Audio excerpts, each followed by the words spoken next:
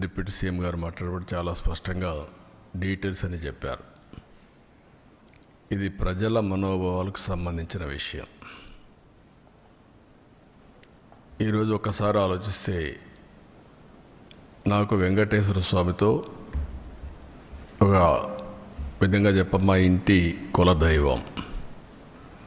అంతేకాకుండా నేను చిన్నప్పటి నుంచి మా ఊరి నుంచి లేకపోతే మా ఇంటి దగ్గర నుంచి వెంకటేశ్వర స్వామి నామాలు మంగాపురం ద్వారా కనపడుస్తూ ఉంటాయి.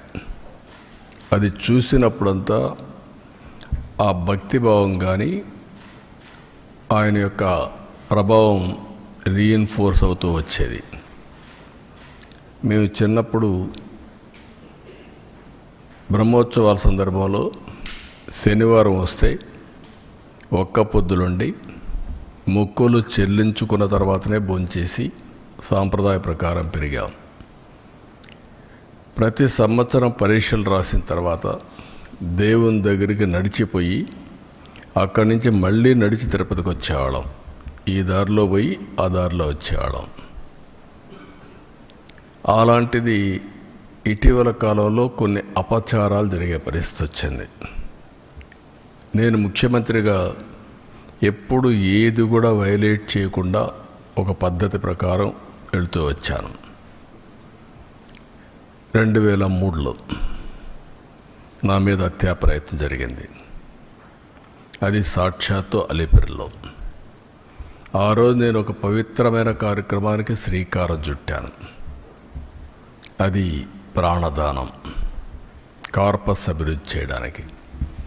సిమ్స్లో ప్రారంభించి ఆ రోజే ఆనాటి చైర్మన్ టీటీడీ ఆదికేశులు గారు 1 కోటి రూపాయలు ఫస్ట్ విరాళమిస్తే దాన్ని అక్నాలెడ్జ్ చేసి అనౌన్స్ చేసి కొండపై పోయేటప్పుడు దగ్గర 23-24 క్లేమోర్ మైన్స్ నా మీద ప్రయోగించడం, కొన్ని క్లేమోర్ మైన్స్ వచ్చి నా కారు కొట్టడం. ఆ రోజు కూడా ఒక పవిత్రమైన రోజు అది. ఎందుకంటే బ్రహ్మోత్సవ సందర్భంగా ప్రభుత్వ లాంఛనాలు దేవునికి ఇచ్చే సందర్భం. అక్కడి నుంచి మామూలుగా అయితే బతికే సమస్య లేదు. అది నాకు పునర్జన్మ. సాక్షాత్ వెంకటేశ్వర స్వామి దిగొచ్చి నన్ను కాపాడాడు తప్ప లేకపోతే ఏ విధంగా కూడా బ్రతికే సమస్య లేదు. అలాంటివి చూసినప్పుడు దేవుడిని నమ్మకుండా ఉండలేము.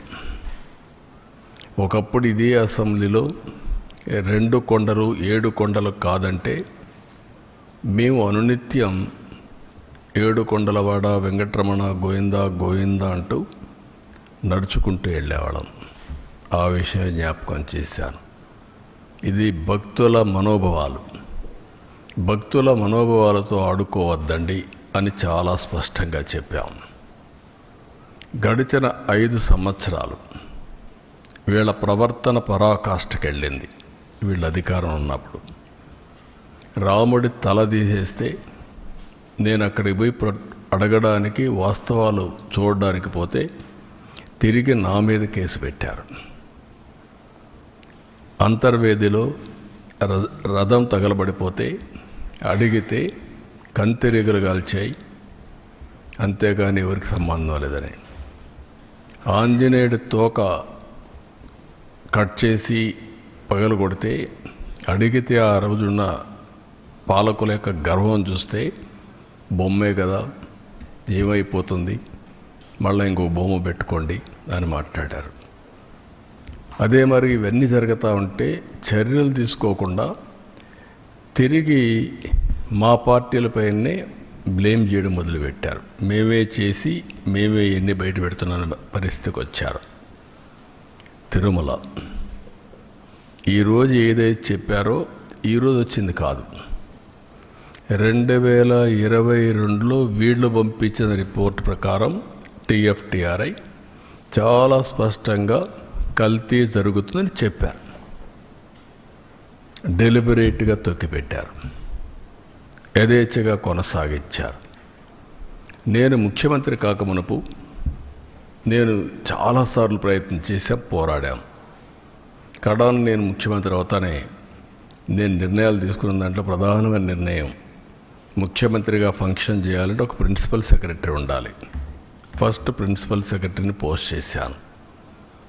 రెండోది, మానవ సేవ చేయక మునుపు మాధవ సేవ కోసరం, దేవుని సేవ కోసరం నేను ఎన్నికల్లో ఏదైతే చెప్పానో ప్రక్షాళన చేస్తానని దానికోసం టీటీడీ ఈఓని శ్యామలరావుని సెలెక్ట్ చేసి సంతకం పెట్టాను.